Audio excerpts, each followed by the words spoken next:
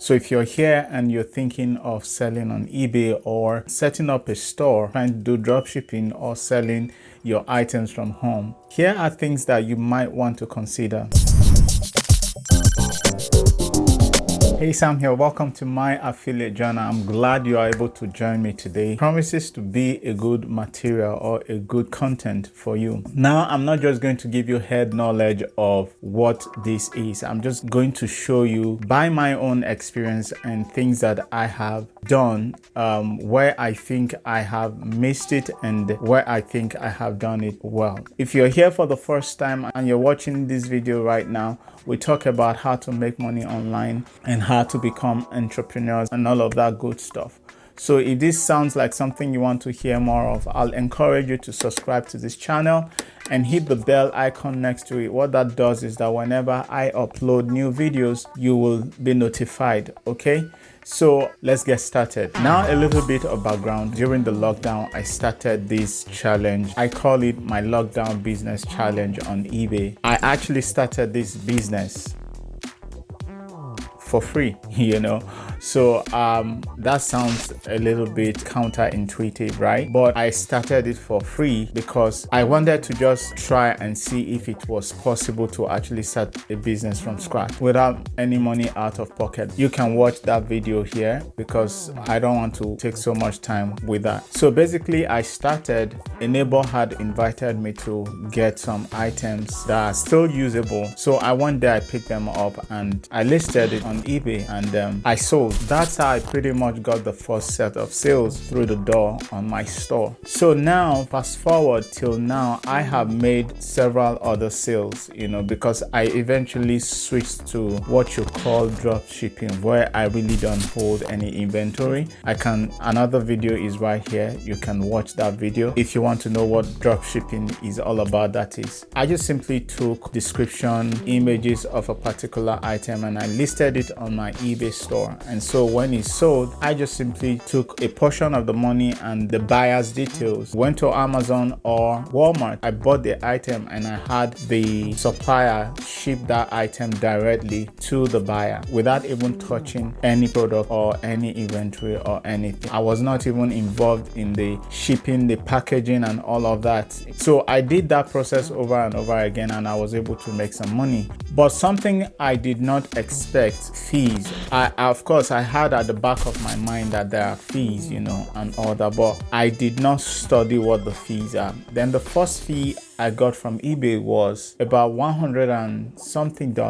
So it got me thinking. I had done some calculations wrongly, you know, and that impacted my funds that I am using to run the business, you know. So also you need to remember that I started for free without any cost out of pocket, right? That is the whole essence. Understanding your figures in starting this business is very, very key. You want to first of all calculate fees, eBay fees, PayPal. This is my seller's dashboard where I have all the records of the transactions that have happened on my eBay seller store. If you look at the base here, I have recorded over $2,000 items sold or what of transactions. Now you need to understand that this is not purely profit. This is inclusive of all the charges and everything that represent transactions on my eBay store. So if you look at this place, taxes and government fees, you know, amounts to $12. Total sales. This sales is just from a short period of time. Now, this represents the total since I started selling on eBay a few months ago, not pure profit. You want to calculate all of that. There is listing fee. You can actually list about 50 items for free. I also have a video right here where I show you how to calculate your profit even before you go ahead and list any item at all. So basically, there are a lot of resources here you can actually explore if you're just starting out. What I don't want you to do is getting into this thing without understanding your numbers, without understanding fees and chargebacks and all that. That's number one thing that I encounter. The fact that I didn't calculate my eBay fees, PayPal fees properly before I started. So when that first monthly charge came, it's not like it discouraged me, because the fact that I could start something from nothing was thrilling for me. So it wasn't enough reason for me to back down, but I continued. So another thing I also noticed are chargebacks. You have to actually look into the issue of chargebacks, and chargebacks happens when a buyer returns an item that was purchased from you. So you need to also be prepared for that. So I did not expect chargeback. I discovered that whenever there's chargebacks, because of your return policy, you want to actually be mindful of that, because at the end of the day, when there are chargebacks, it means that you're probably going to be losing money on shipping, depending on what your return policy is. Whether you're supposed to handle the cost of return, which is shipping, or the buyer handles the return for shipping. So all of that has to be factored into your pricing. One of the things that I realized was that I was losing money on chargebacks. So whenever a buyer returns an item, which will always happen, I want you to expect that. Then again, that is one thing that I did not expect would happen, chargebacks. I didn't expect that people will return items and I will have to take care of, shipping the item back to me. Another side of this is for the side of my store that I do drop shipping on. I didn't initially know that I could find a way to return the item back to the supplier without having it shipped to me. So the first set of returns that I have, I think 1 or 2 packages were sent to my address. So that means I had to find a way to resell those things. And if you understand how business works, you need to actually constantly sell so that your items don't sit down there dormant. When your items or your products sit down redundant, there are not going to be constant turnovers, So basically, that also impacted how much I made, within this period between when I started and now. So basically, I eventually found out that I could do it in such a way that the item doesn't come to me, it goes back to the supplier.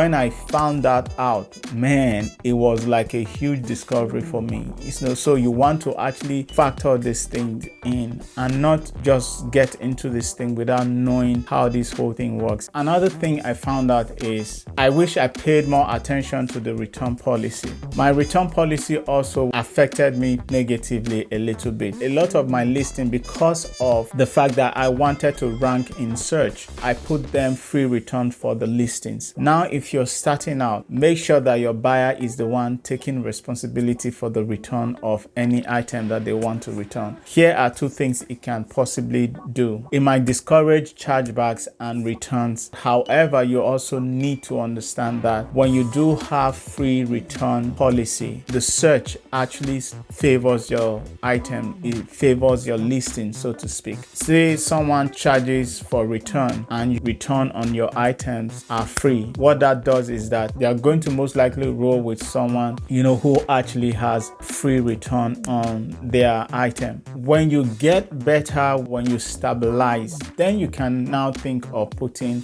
free return back on your items. You can always switch it off and on, and with your return policy, right? So basically, when you're starting, you want to consider the buyer taking care of the cost of return. If you're doing drop shipping, wherever you're doing your supply from, make sure you look at their return policy, because it's also important that where you're doing your supply from, be it Walmart, Amazon, Home Depot, not all of their return policies are the same. The one I have enjoyed the most is Amazon, because Amazon does not charge you for returning anything. Some other suppliers will charge you for return back to them. So what has happened in this case is that I've had to do a return on an item that was bought from me. What I did was that I went back on Amazon. Amazon gave a return label for the item, and they actually went to the buyer's house, to pick it up with the label. So the buyer in the first place didn't even need to leave the confines of their home